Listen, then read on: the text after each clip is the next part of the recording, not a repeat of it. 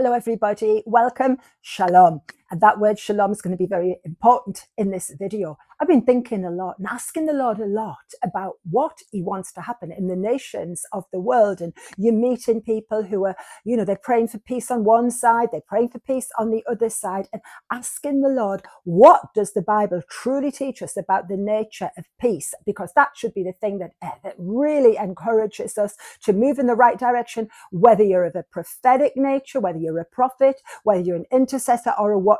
It involves us, and we can really add to the confusion if we don't get it right. Now, listen to this. I want us to go straight away to the Sermon on the Mount, and Matthew 5 and verse 9, where Jesus says here, turning the whole, everything upside down. He says, "Blessed are the peacemakers, for they are the children of God." But then by Matthew 10 and verse 34, he's saying, "But don't think that I've come to send peace upon the earth, but a sword." And then you go on to John 14 and 27, and he says, "My peace I give you, not as the world gives." And you think, hang on, what is going on there? Because this is Jesus each time. And the peace that Jesus is speaking about, it separates, it exposes the heart. It's the gift of total security and that inner peace. You know that, but I believe we're to experience it in a deeper way.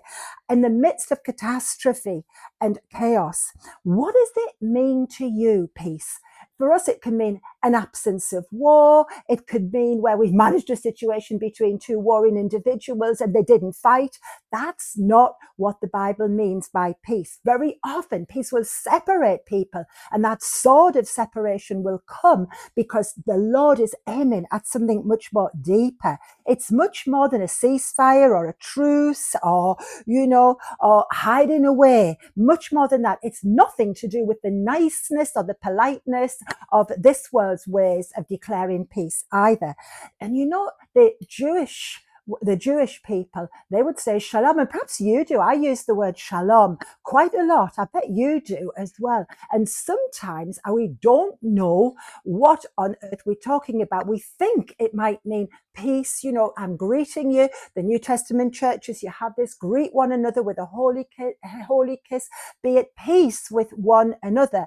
But by then, I would remind you that Jesus, if you look at John 20, I beg your pardon, and verse 26, he says, "Peace be with you." It's the first thing he says, actually, after his resurrection to the gathered disciples. But remember, he's paid the price for that peace. He's the Prince of Peace, and it comes after an absolutely brutal and necessary death. It comes after he spent 3 days preaching to the souls in Hades. And then there has been the resurrection. And then he can say, "Peace be with you."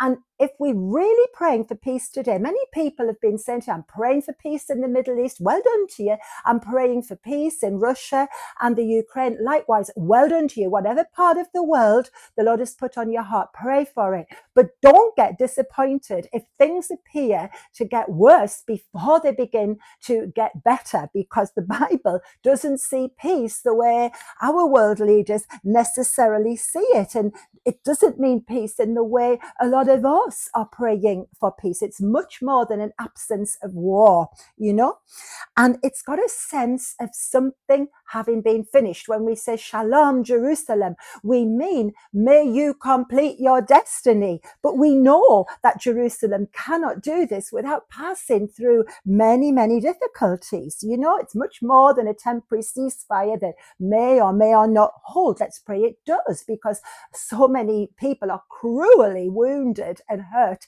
in this kind of battle. But if we're honest, if you look at Zechariah 14 verse 2 and Zechariah 14 verse 16, it says all the nations are going to surround Jerusalem. All of them means all, I'm afraid. Has that happened yet? No, it hasn't, because Israel still has friends. So we have to bear in mind that as we're praying for Jerusalem to have that shalom, to achieve a destiny, it might not be what we think.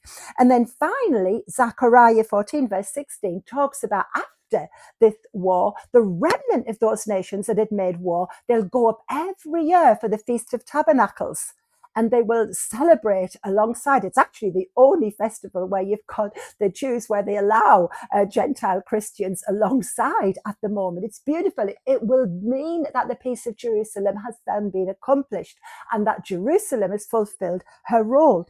And somebody told me the other day that a good way of looking at the word shalom, this person is a dear friend and somebody I respect, that says, that it means more like taking authority over a chaos, like you're lobbing that shalom peace. It means that you are throwing the authority of God's peace against a chaos that threatens to take over everything. And it's a bit different. It means that you're actually very active. It's not just a I do nothing peace. No, it's a very active thing. And I may have to rise up with my spiritual authority and throw something, a missile at the enemy, and in a spirit of warfare, holy warfare, so that things can be accomplished as the Lord has seen it. And that changes what people see.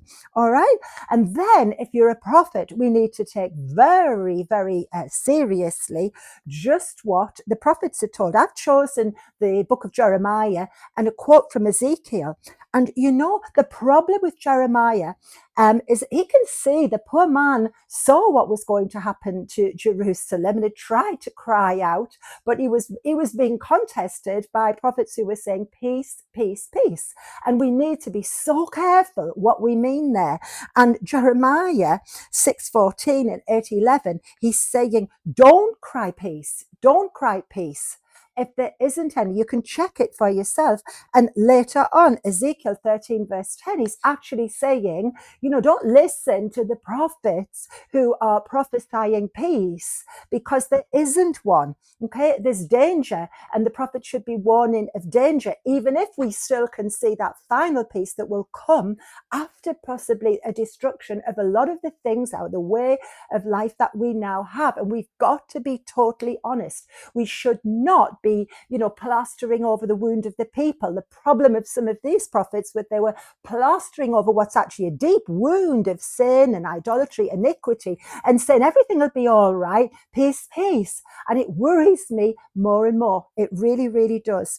And I feel, what we're trying to do there, we can often just say, oh, peace, don't worry about it. When in actual fact, we're trying to sell God's people a peace that is not worth having.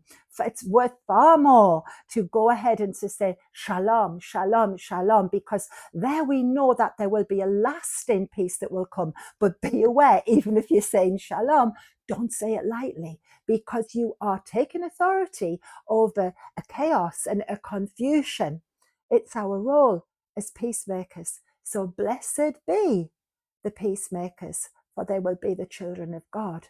But let's remember how to use it in these days, and let our prayers be formulated, our decrees formulated, our prophetic words properly presented, so that the truth of the word peace actually happens. So at the end, peace be with you and shalom.